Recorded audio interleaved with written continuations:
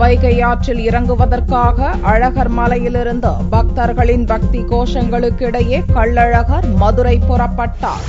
மதுரையில் ஒரு வாரமாக சித்திரை திருவிழா கோலாகலமாக நடைபெற்று வருகிறது.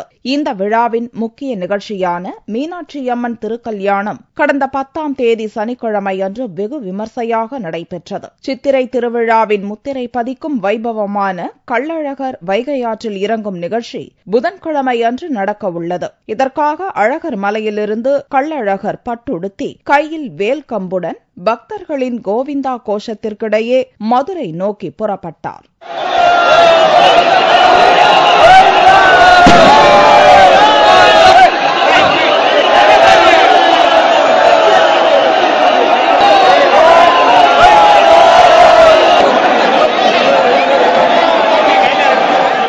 அழகர் கோவிலிலிருந்து பொய்கைக்கரைப்பட்டி, கள்ளந்திரி, அப்பன் திருப்பதி வழியாக மதுரை வந்த கள்ளழகர் 3 மாவடியில் செவ்வாய்க்கிழமையன்று காலை எதிர் சேவையில் பக்தர்களுக்கு காட்சியளித்தார்.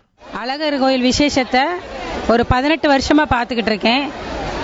இந்த வருஷம் நேற்று ராத்திரியே வந்து அழகர் வராருன்னு தெரிஞ்ச உடனே நாங்கள் காலையிலேருந்து அழகர் வருகைக்காக காத்திருந்து அழகர் தரிசனத்தை நல்ல மகிழ்ச்சியோட தரிசித்தோம். இதைத் தொடர்ந்து தல்லாக்குளம் அருள்மிகு பிரசன்ன வெங்கடாஜலபதி திருக்கோவில் கள்ளழகர் எழுந்தருள்கிறார். புதன்கிழமையன்று காலை 6:30 மணிக்கு தங்க குதிரை வாகனத்தில் வைகை ஆற்றில் இறங்குகிறார். அழகர் ஆற்றில் இறங்கும் வைபவத்தை முன்னிட்டு வைகையில் தண்ணீர் இல்லாத நிலையில் மாவட்ட நிர்வாகம் செயற்கை தண்ணீர் தொட்டியை அமைத்துள்ளது. ஆற்றில் இறங்க வசதியாக அணையிலிருந்து தண்ணீர் திறக்கப்படுமா என்றும் பக்தர்கள் எதிர்பார்த்துள்ளனர்.